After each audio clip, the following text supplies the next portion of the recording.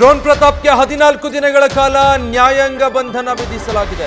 Sodium metal blast ಪ್ರಕರಣದಲ್ಲಿ ಪ್ರತಾಪ್ ಜೈಲೇ ಗತಿ. 14 ದಿನ ನ್ಯಾಯಾಂಗ ಬಂಧನ. ಮಧುಗಿರಿ ಜೆಎಂಎಫ್ಸಿ ಕೋರ್ಟ್ನಿಂದ ನ್ಯಾಯಾಂಗ ಬಂಧನಕ್ಕೆ ಆದೇಶಿಸಲಾಗಿದೆ.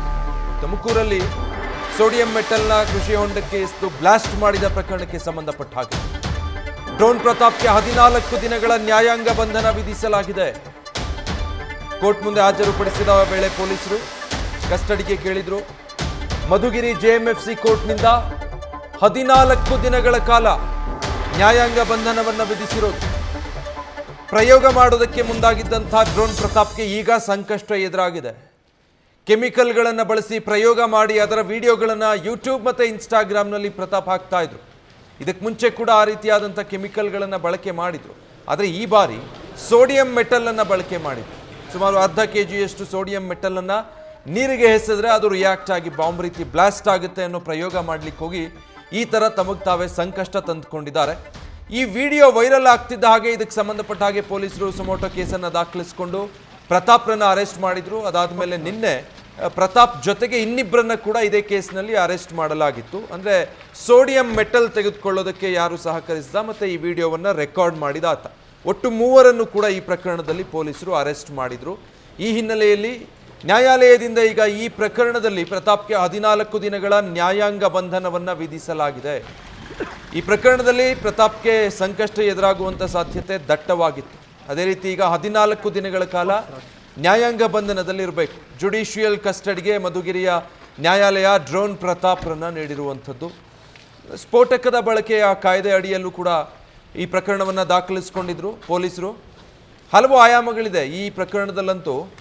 ಇಲ್ಲಿ ಮೆಟಲ್ ಸಿಕ್ಕಿದ್ದೆಲ್ಲಿಂದ, ಈ ರೀತಿ ಪ್ರಯೋಗ ಮಾಡೋದಕ್ಕೆ ಮುಂಚೆ ಮುನ್ನೆಚ್ಚರಿಕೆ ತೆಗೆದುಕೊಳ್ಳಲಾಗಿತ್ತ, ಇದನ್ನು ನೋಡಿ ಇನ್ನಷ್ಟು ಜನ ಇದೇ ರೀತಿ ಪ್ರಯೋಗಗಳನ್ನು ಮಾಡೋದಕ್ಕೆ ಮುಂದಾದರೆ ಹೇಗೆ, ಜೊತೆಗೆ ಪರಿಸರವಾದಿಗಳು ಕೂಡ ಇದಕ್ಕೆ ಸಂಬಂಧಪಟ್ಟ ಹಾಗೆ ವಿರೋಧ ವ್ಯಕ್ತಪಡಿಸಿದ್ರು.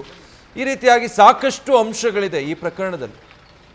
ಇದೆಲ್ಲವನ್ನು ಮನಗಂಡು ಪೊಲೀಸರು ಸುಮೋಟೋ ಕೇಸ್ ದಾಖಲಿಸಿಕೊಂಡು ಪ್ರತಾಪ್ನನ್ನು ಅರೆಸ್ಟ್ ಮಾಡಿ ನ್ಯಾಯಾಲಯದ ಮುಂದೆ ಹಾಜರುಪಡಿಸಿದ್ರು. ಈ ವೇಳೆ ಮಧುಗಿರಿ ನ್ಯಾಯಾಲಯ ಡ್ರೋನ್ ಪ್ರತಾಪ್ರಿಗೆ 14 ದಿನಗಳ ಕಾಲ ನ್ಯಾಯಾಂಗ ಬಂಧನವನ್ನು ವಿಧಿಸಿ ಆದೇಶ ಹೊರಡಿಸಿದ್ರು. ಡ್ರೋನ್ ಪ್ರತಾಪ್ ತಮ್ಮ ಸೋಷಿಯಲ್ ಮೀಡಿಯಾದಲ್ಲಿ ಇದೇ ರೀತಿಯಾದಂಥ ಪ್ರಯೋಗಗಳನ್ನು ಮಾಡೋದರ ಮೂಲಕ ಒಂದಷ್ಟು ವಿಡಿಯೋಗಳನ್ನು ಅಪ್ಲೋಡ್ ಮಾಡ್ತಾ ಇದ್ರು. ಸೈನ್ಸ್ ಎಕ್ಸ್ಪೆರಿಮೆಂಟ್ಗಳು ಅಂತ ಇದಕ್ಕೆ ಮುಂಚೆ ಕೂಡ ಮಾಡಿದ್ದಾರೆ.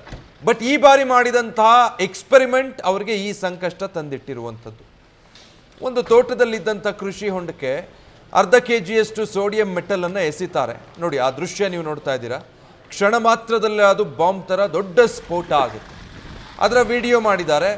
ಆ ವಿಡಿಯೋಗೆ ಬೇರೆ ರೀತಿಯಾದಂಥ ಅಭಿಪ್ರಾಯಗಳು ವ್ಯಕ್ತವಾಗೋದಕ್ಕೆ ಆರಂಭ ಆಯಿತು. ಜೊತೆಗೆ ಆಕ್ಷೇಪಗಳು ವ್ಯಕ್ತವಾಯಿತು. ಕಾನೂನಾತ್ಮಕವಾಗಿ ಇದು ಸರಿಯಲ್ಲ ಅನ್ನೋ ರೀತಿಯಾದಂಥ ಅಭಿಪ್ರಾಯಗಳು ವ್ಯಕ್ತವಾಗ್ತಿದ್ದ ಹಾಗೆ ಅವರನ್ನು ಅರೆಸ್ಟ್ ಮಾಡಲಾಗಿತ್ತು. ಡೀಟೇಲ್ಸ್ ಕೊಡ್ತಾರೆ ಈ ಬಗ್ಗೆ ಮಧು ಇಂಗಳದಾಲ್. ಮಧು, ಈಗ 14 ದಿನಗಳ ಜುಡಿಷಿಯಲ್ ಕಸ್ಟಡಿಗೆ ಪ್ರತಾಪ್ರನ್ನ ಕೊಟ್ಟಿರೋದು. ಡೀಟೇಲ್ಸ್ ಏನು ಗೊತ್ತಾಗ್ತಾ ಇದೆ? ಖಂಡಿತವಾಗ್ಲೂ ವಿಜಯ್, ಈಗೇನು ಮಧುಗಿರಿಯ ಈ ಜನಕಲೋಟೆ ಅನ್ನುವಂತಹ ಗ್ರಾಮದ ಬಳಿಯ ಕೃಷಿ ಹೊಂಡದಲ್ಲಿ ಸೋಡಿಯಂ ಮೆಟಲ್ ಅನ್ನು ಬಳಸಿ ಒಂದು ಸ್ಫೋಟದ ಎಕ್ಸ್ಪೆರಿಮೆಂಟ್ ಮಾಡಿದ್ದಂತಹ ಏನು ಡ್ರೋನ್ ಪ್ರತಾಪ್ಗೆ ಈಗ ನ್ಯಾಯಾಂಗ ಬಂಧನವನ್ನ ನೀಡಿರುವಂತದ್ದು. ಮಧುಗಿರಿಯ ತಾಲೂಕು ನ್ಯಾಯಾಲಯದ ನ್ಯಾಯಾಧೀಶರು ಈ ಒಂದು ಆದೇಶವನ್ನ ಕೊಟ್ಟಿದ್ದಾರೆ.